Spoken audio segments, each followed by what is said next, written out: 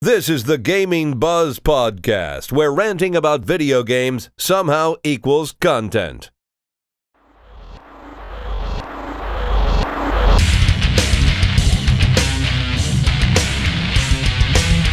Hello and welcome to episode 28 of Gaming Buzz.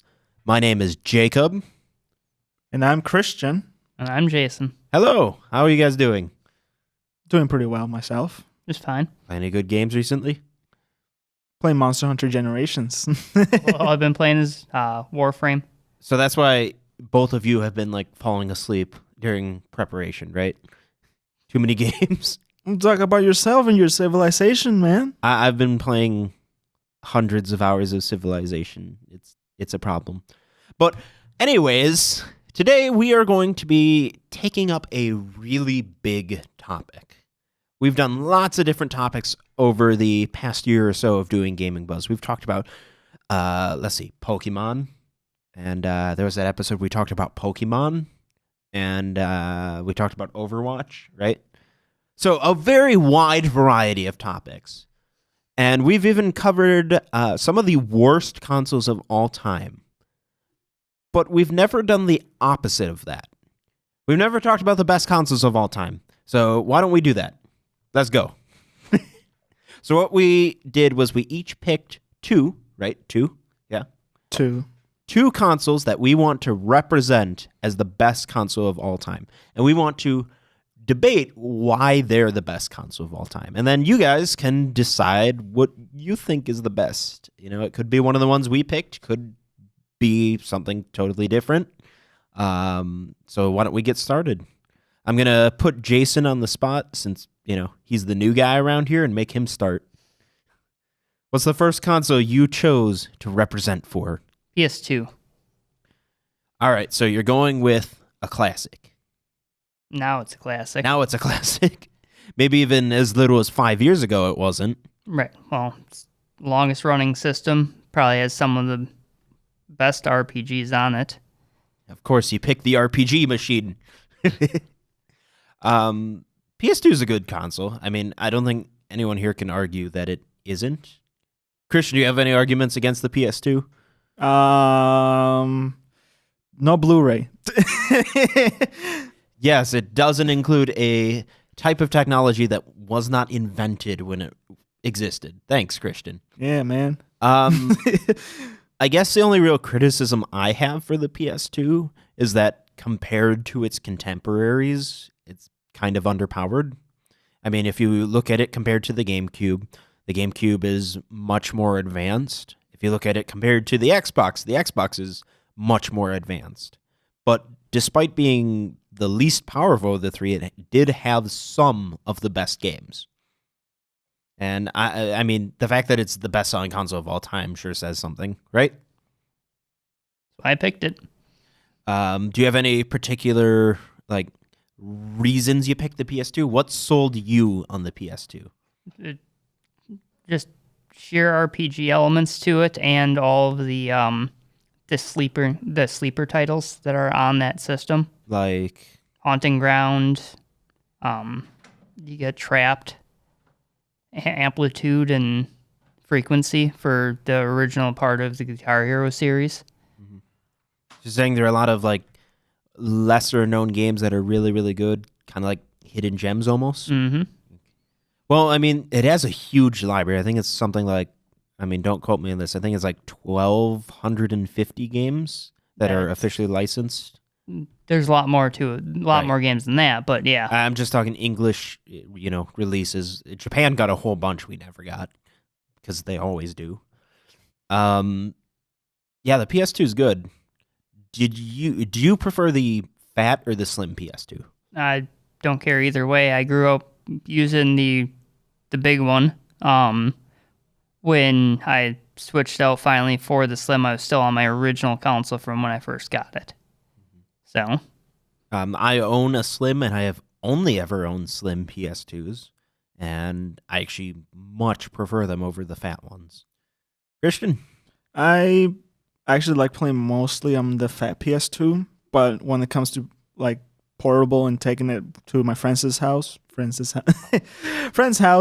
It's the slim one, and I even have a carry pouch and everything for it. Favorite game on the PS2, Jason? Best recommendation. The one thing you think everyone should play. On the PS2. Yep. No, on the Virtual Boy. I think everybody should be at least trying Nocturne.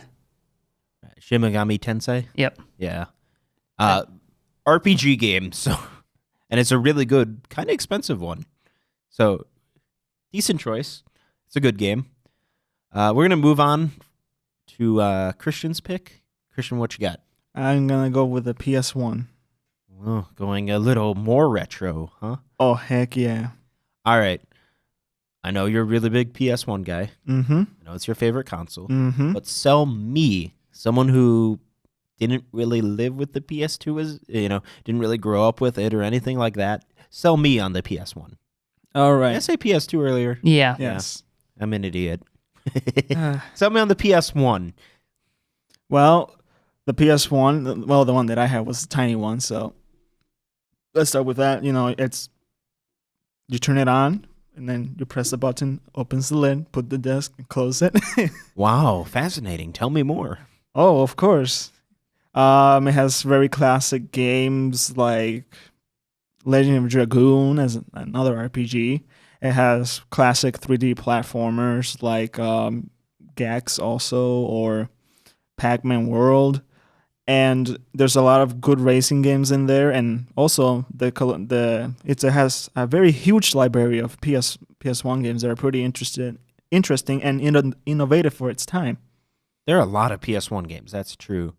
Like I said, I didn't really have a PS1 when they were still relevant, and I kind of just grabbed some PS1 games in passing when we were into the PS2's life, and I really don't think a lot of them hold up. There's certainly some that do. A lot of your RPGs hold up nicely, and some of your 3D platforms like Crash Mm-hmm. and Spyro hold up really well. But there are a lot of games that have just aged really, really poorly on the PS1. Got anything to argue against that? Well, I do agree with some games they haven't aged very well, like some old the long box games. Those are mostly the oldest PS1 games are weird and not good. But if you look past that, you're like, oh man, this was cool when it came out. But then them very hard controls. Well, most of them are still cool, and almost all of them can play on a PS2 and a PS3. What do you mean almost? What do you mean by that? It's actually quite nice that the PS2 and the PS3 are both backwards compatible, and you can play your PS1 games on them, which is a good reason to keep them around. And a good reason why the PS1 is one of the lower tier systems, because the next two iterations were able to play those games. Right. The system itself isn't very sought after nowadays because most people would rather have a PS2 or a PS3 and just play them on that. And I do agree, if you just want to play PS1 games, just get a PS3 and you get a higher quality also because of the power of the PS3. The console's kind of ugly looking as well. I'm sorry. Oh man. The original one, the slimmer, especially the smaller one wasn't bad. Yeah, I agree with that. Yeah, the small one's the one that I own. Did you own a PS1 when it was, still alive, Jason? Yep. Yes, I did. I had one of the bigger ones. And did the laser die on it? I did not. Because they die a lot. I take care of my systems. I think that goes to show from my PS2 alone that I had one of the original models that was still working condition without having to have the laser adjusted. Right. And that comes with, taking good care of them, but sometimes it's also just dumb luck. I'm not really feeling the PS1. It's actually one of my, of the major consoles, one of my least favorite. Oh, what is your favorite then? I've got a lot of consoles I really like, but the number one console I wanted to talk about when we planned this discussion was the NES. So I'm going even further back in time, going more retro.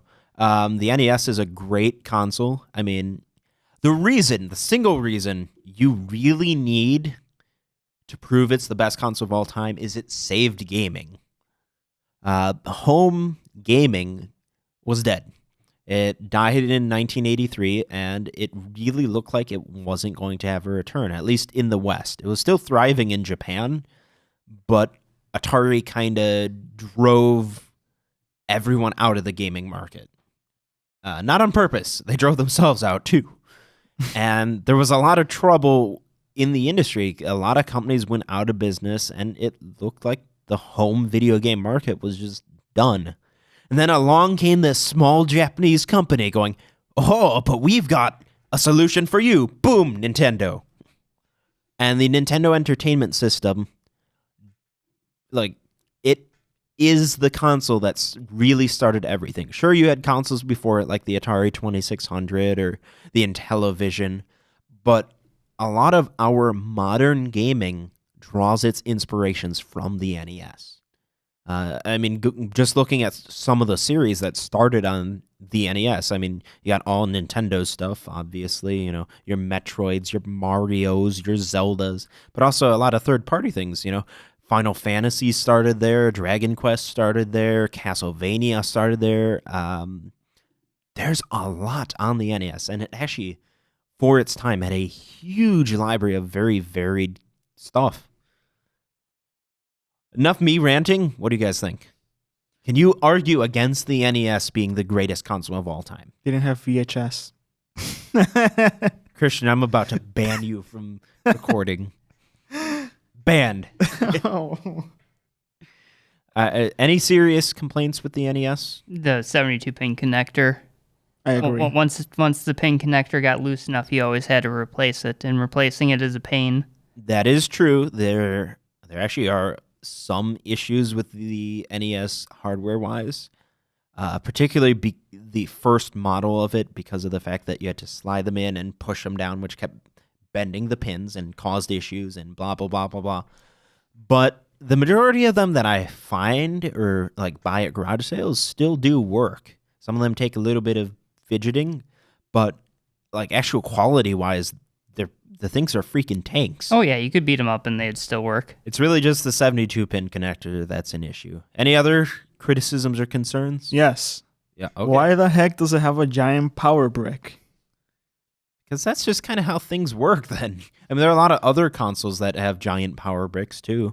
I mean, we just talked about the PS2 and its models. The Slim has a massive power brick, even bigger than the NES's. Mm-hmm, that's right.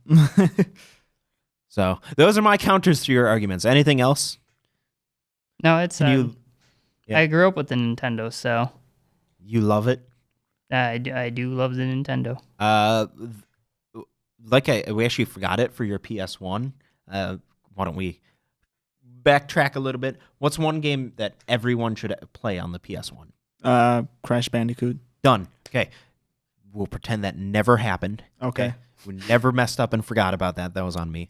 So for the NES, the one game that everyone should experience, and there are a lot of them, but if I had to pick one, I'd say Super Mario Bros. 3. It's just... Yes, Christian, I just picked your favorite game of all time. Dig Dug 2.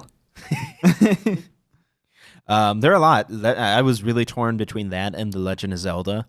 But I think overall, Super Mario Bros. 3 holds up as one of the best games on the system. I can bring you a version of that game that you would make you hate your life. Is that the challenge mode thing you showed me? Oh. I love when people make troll games. NES is a great console, and it single-handedly saved the video game market, so I think I got a slight edge there, but let's see what other consoles you guys came up with to compete with that. Let's go in the same order again, because why not? Jason? Sega Saturn. Sega Saturn. Segata Sashiro. Right? Yes. For those who don't know, Segata Sashiro. Can you explain Segata Sashiro? No. No? Have you never seen any of the Segata Sashiro commercials? I have not. Oh my god. You just picked the Saturn. That's because I thoroughly enjoy it. I never saw any of the commercials. Okay, so really short version of it. In Japan, mascot for the Saturn is Segata Satsuro. He's a Japanese martial arts master who is famous for beating up children who don't play Sega Saturn.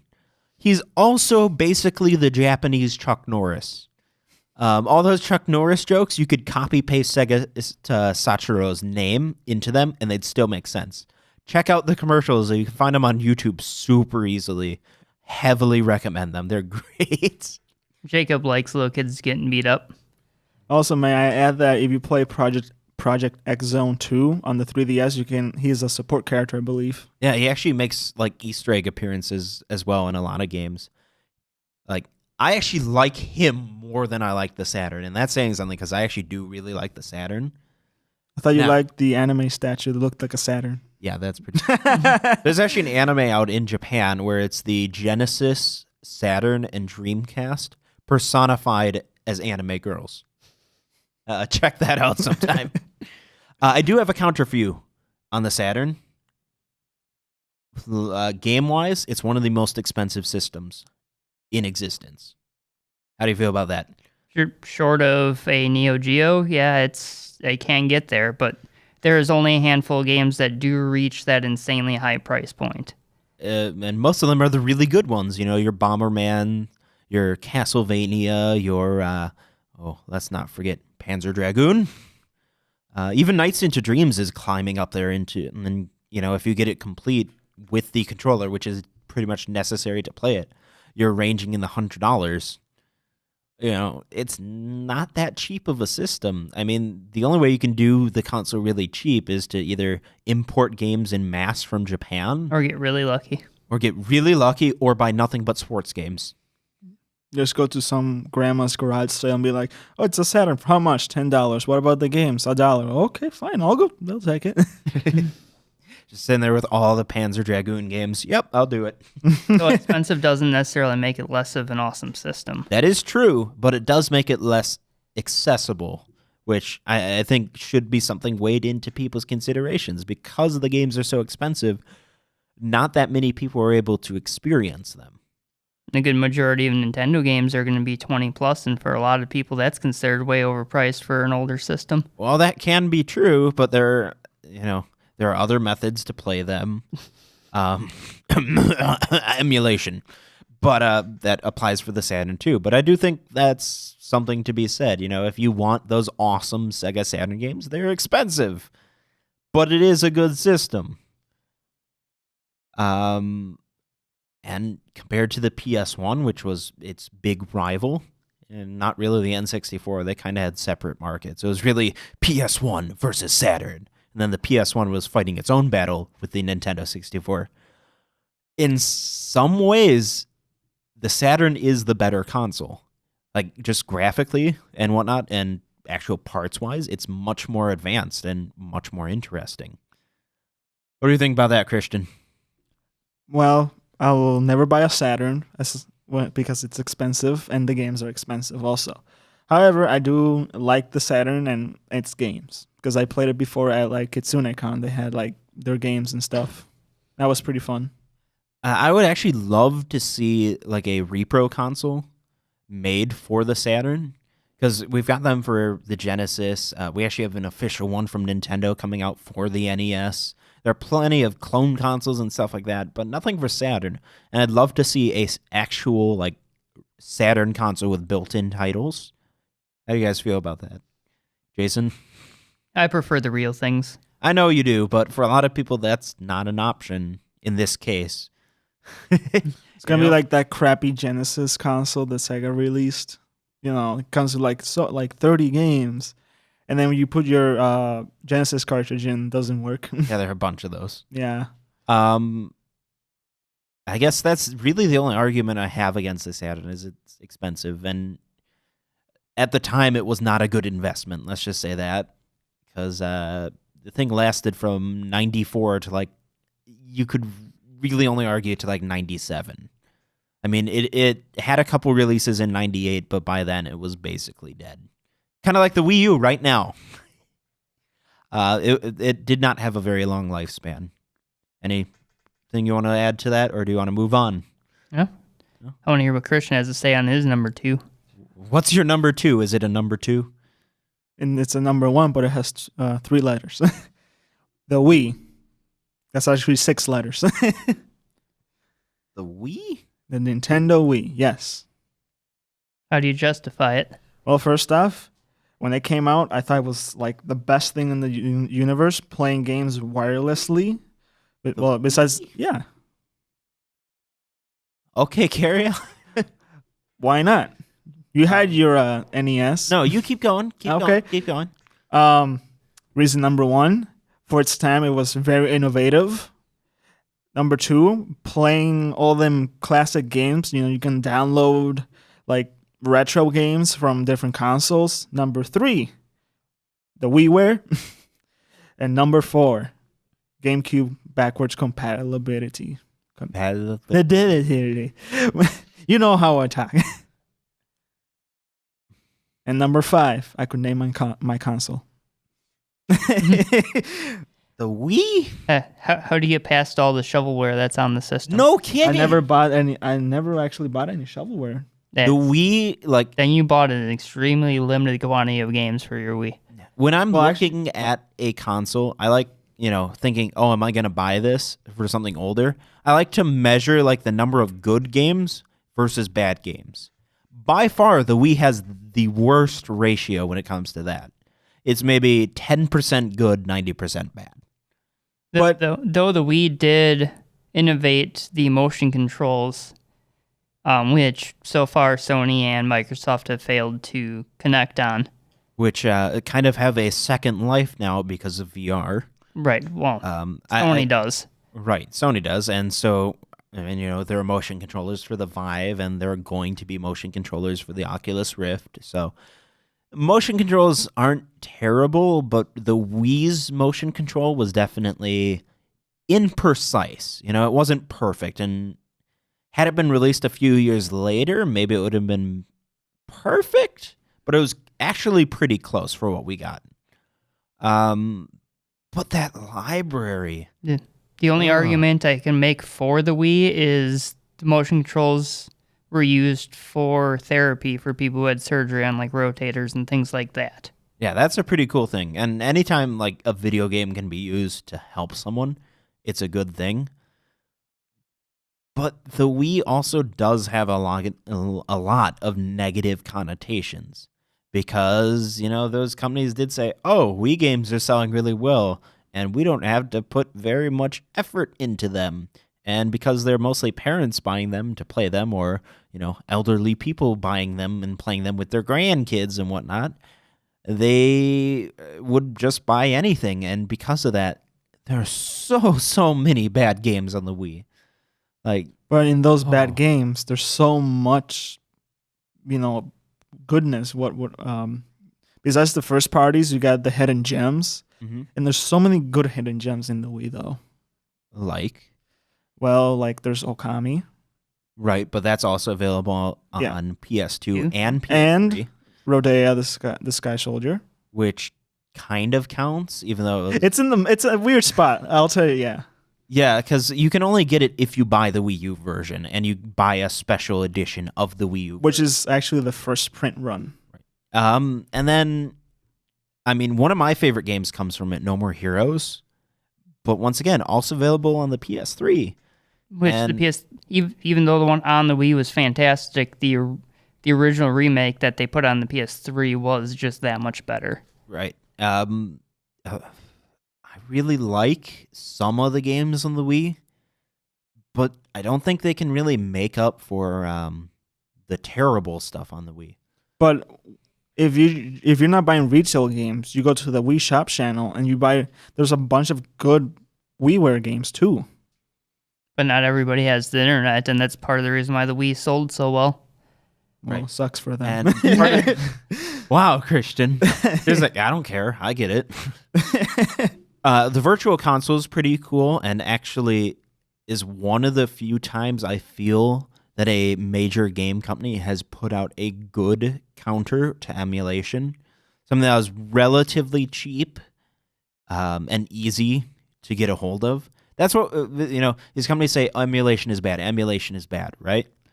But in order for them to counter emulation, they need to provide a good alternative.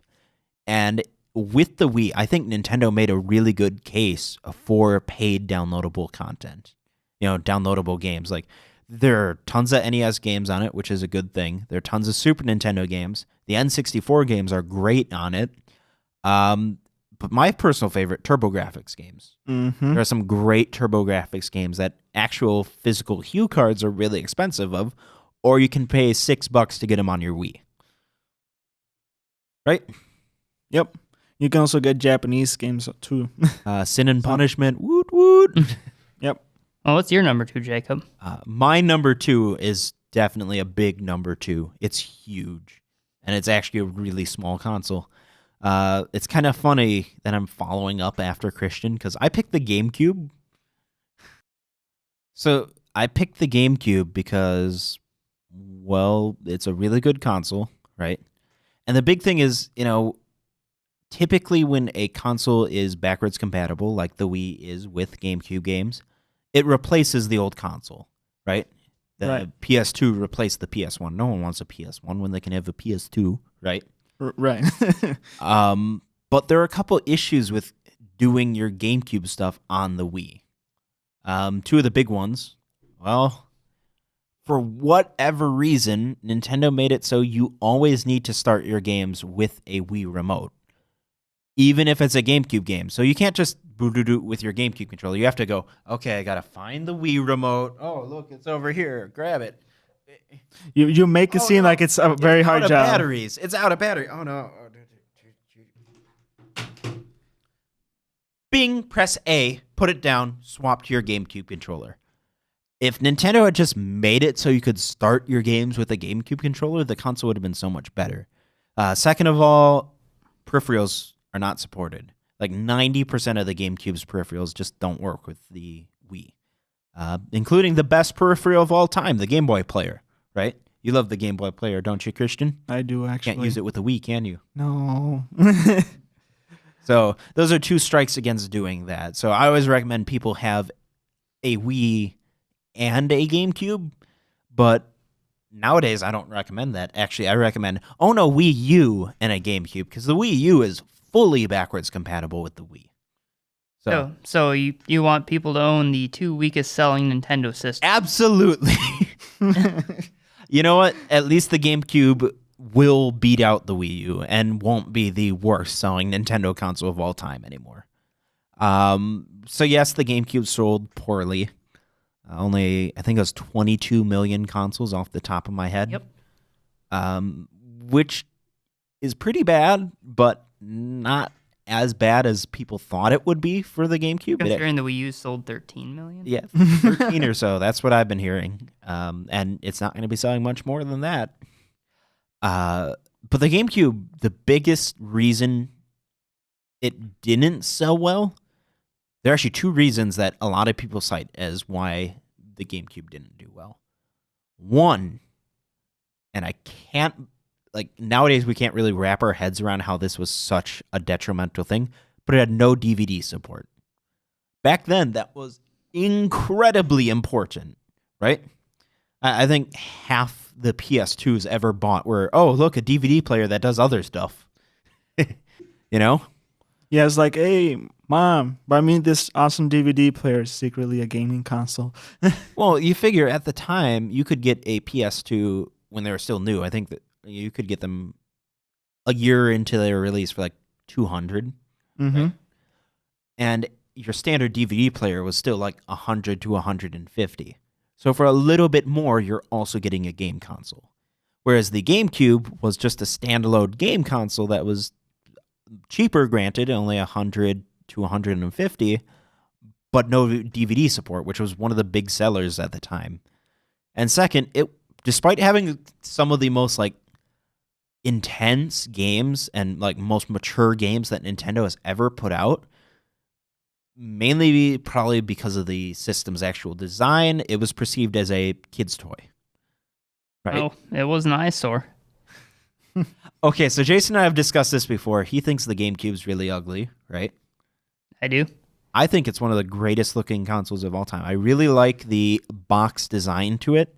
It makes it actually really easy to put up next to other consoles, which you can't really do sometimes. Like, oh, I want to put this Xbox right next to my Super Nintendo. Oh no, they're too wide. I can't put them on the same shelf. But a GameCube will fit next to anything, right?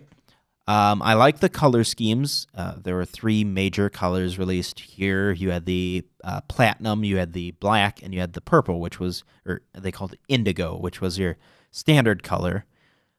And then in Japan, they got a 4th color, which I actually really want one of, the spice orange GameCube. It looks super cool. I want one. Though the GameCube is also the only system that Nintendo's let somebody else build a model for. That's right. You have the Panasonic Q. Yeah, the Q, yep. Yep. Which was able to do DVDs. Right. Because they knew they didn't have DVD support, and Panasonic's like, well, we can build that for you. And they built a system called the Panasonic Q that's able to do DVDs and GameCube. And how expensive is it? Like you don't $400. You want, yeah. They're really weird looking. They're very metallic-y silver, with like a clear coating over them. And a lot of buttons. Yeah, they're very cool though. I can think of one other time they did that though. Complete side note: the iQ, which was a like plug and play N64, which was made only in China.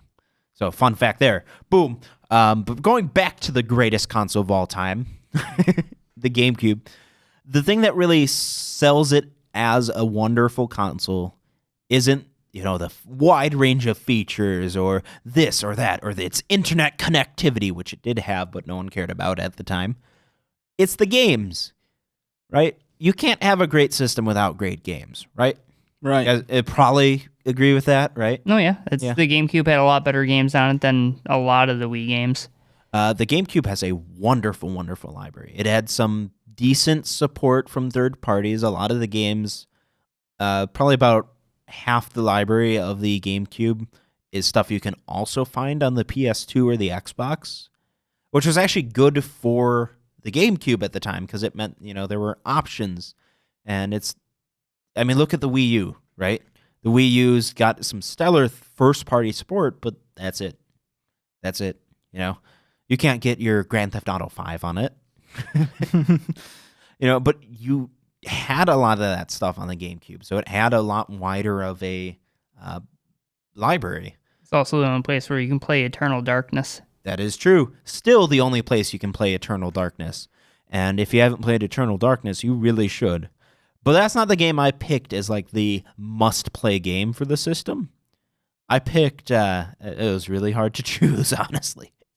I was stuck between Metroid Prime, Super Smash Bros. Melee, and the game I decided to choose and really highlight, The Legend of Zelda: The Wind Waker. Yes, there are lots of Zelda games, and yes, this one has a art style that people at the time really did not like. They thought it was incredibly cartoonish, which it is, but underneath that cartoony exterior is the most solid Legend of Zelda game of all time. And it is truly a wonderful experience, and I highly recommend it. You know what's the saddest thing? I've played all the Zeldas, well, I said the CDI ones, but I have not played that one. So, guess what we're going to do, Christian? See, everybody does the same thing, and then I'm like, I don't want to play the game because the people that are fans just get angry. No, I know the GameCube isn't for everyone, but if you give like its top 20 games like a fair shot, almost all of them should end up on like a best list of games of all time. There are a lot of really good things on the system. I mean, I'll just buy the Wii U version of Wind Waker now that I think about it. I actually think the HD version is worse than the original. But it looks pretty. It looks like here's a game. Oh, I'm gonna throw up bloom all over the place. That's not pretty. That's just being lazy and trying to make it look HD. I mean, it worked. That's a whole nother discussion. You guys have any like closing remarks? Anything else you want to talk about before we leave? You wanted to pick 2 of them, but I'm gonna put you on the spot for a third. What's your third system? Third one, huh? Dreamcast. I'm not even going to go into details. Dreamcast. Christian, go. Third one. PSP. Jason, go. 3DO. What? 3DO? All right. I know we weren't going to go into detail, but 3DO, what? It's one like the Nintendo was solid setup, didn't break too often at all. Depending on the model you got, right? Right. Because you own one. You're the only person I know who owns a 3DO. Which one do you have? I have the original. The Gold Star or the No, Panasonic? Yeah, the original Panasonic one that was made in the States. Mainly for one game that I was seeking out, which was Star Control 2. But there are a lot of other awesome games on it. Night Trap was on it. They did Gex, which actually was my first experience with Gex, even though he came out before that. Which I hear is actually one of the best ways to It play is it. really good. And Darian would be quite mad at me if I didn't mention that the Need for Speed series started on the 3DO. That's gonna be really mad. You messed up the name. Need for Speed. Gotta go fast. The 3DO is an interesting console, but they were expensive. They were $600, I think, when they first came out. I think they retailed originally for $699.99. That's a lot of money for what, 1993 money? Mid 90s, Yeah. When did the 3DO come out, Jason? probably right around 95 ish. I thought it was more like 93 Yeah. because the PS1 was out by 95 and the 3DO predates it. Yeah, You 'cause guys fact check us. Let us know. I've never heard about the 3DO till I played Jack's 3 on the Enter the Gecko on the N64, and then I looked up the other games. It's like 3DO. Oh, that seems interesting, and now I know. I had a friend when I was younger who did own a 3DO, so that's where I got to play it, and it is a pretty good system, and its 3D graphics for the time are actually quite impressive. Plus, it had one of the most unique multiplayer setups. Daisy chaining. Yep. Every controller had an extra port for another controller, so if you wanted to play multiple players, you had to chain each of the controllers together. So you have 40 friends just around the house. Yeah. I don't think any other console has done that, but it was quite common at that time with PCs, because a lot of your PCs had, especially in the 80s, had one game controller port, and then that you'd daisy chain controllers off of that. So maybe that's where they drew inspiration from. I think that's everything, right, guys? Yep, that's everything. Jason, is that everything? That's everything I got. Sorry, we did forget something. We actually, all those choices we picked, yeah, they don't mean anything. Best console of all time is the Virtual Boy. Jason, you love the Virtual Boy, right? I have actually a dislike for the Virtual Boy. Really? That's so weird. I wonder why. It's so red. I don't know. Wow. Thanks, Christian. Uh, All right. Well, thank you guys for watching this episode, right? Really appreciate it. Thank you for watching. Is that even a question? They should always enjoy our episodes. Absolutely. Especially when I'm there. I mean, Get out of here. Well, guys, if you enjoyed this episode, please share it. Facebook and Twitter. We really like that, right? Yeah. I mean, I really like it. If you guys also really want to support us, you can do so by visiting gamingbuzz.com/28. And you can find the information there to write a review about our podcast. It really helps us out. Gaming Buzz is a proud member of Newsmakers Podcast Network, an ever-growing network of podcasts covering many topics. Check them out at npcn.tv. And if you wouldn't mind, visit our sponsors who make this show possible by visiting gamingbuzz.com/sponsors. And that's everything. So until next time, I'm Jacob. I'm Christian. And I'm Jason. See you next time. Did you like that? Of course you did. You can get more at gamingbuzz.com. Let us know what else you want by connecting with us on Facebook, Twitter, or YouTube.